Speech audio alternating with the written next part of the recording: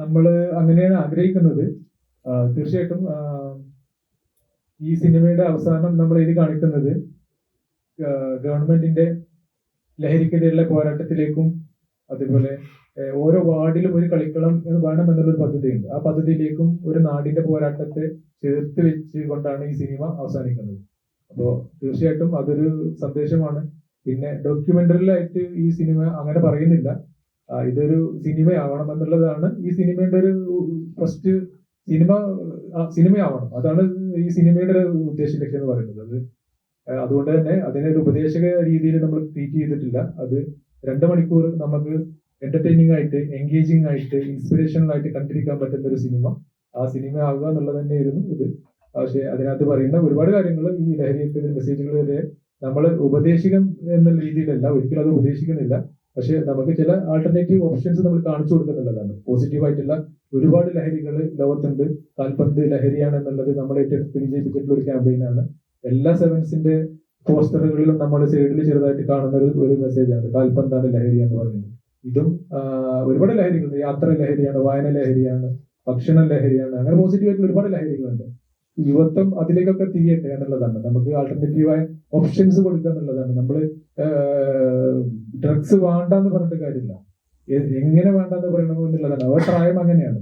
അപ്പൊ കുട്ടികൾക്ക് ഹാപ്പി ആയിട്ട് ഇരിക്കുക എന്നുള്ളതാണ്. അപ്പൊ അതിന് നമ്മൾ ആൾട്ടർനേറ്റീവ് ഓപ്ഷൻസ് കൊടുക്കണം.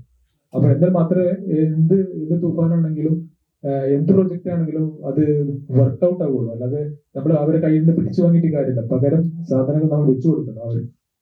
അപ്പൊ ഈ സിനിമ അർത്ഥത്തിൽ ഉപദേശിക സിനിമയൊന്നുമല്ല, പക്ഷെ സിനിമയിൽ അത്തരം കാര്യങ്ങൾ ഉണ്ട് എന്നുള്ളതാണ്. ഇപ്പം വാഴയ്ക്കകത്തൊക്കെ കാണികളുണ്ട്. ഇപ്പൊ സ്കൂളിലെ പ്ലേ ഗ്രൗണ്ടും കാര്യങ്ങളും ഒക്കെ വണ്ടി പാർക്ക് ചെയ്യാനൊക്കെ ഇടുന്നു. അതുകൊണ്ട് തന്നെ കുട്ടികൾ ഇപ്പൊ പ്ലേ ഗ്രൗണ്ടിൽ കളിക്കാതെ മാറിയിരിക്കുന്നു. ഇപ്പോഴും അവര് ലഹരിയിലേക്ക് തിരിഞ്ഞു പോകുന്നു, അങ്ങനത്തെ ഓരോ കാര്യങ്ങളിലേക്ക് പോകുന്നു. അപ്പം അത് ശരിക്കും മോശം പ്രവണതയല്ല അവിടെ ഇങ്ങനെ കാണിക്കും, സ്കൂളുകളിലൊക്കെ കാണിക്കുന്നതൊക്കെ. തീർച്ചയായിട്ടും അത് വാഴ സിനിമ വിജയിച്ച് എത്ര കോടി കളക്ട് ചെയ്ത സിനിമയാണ്.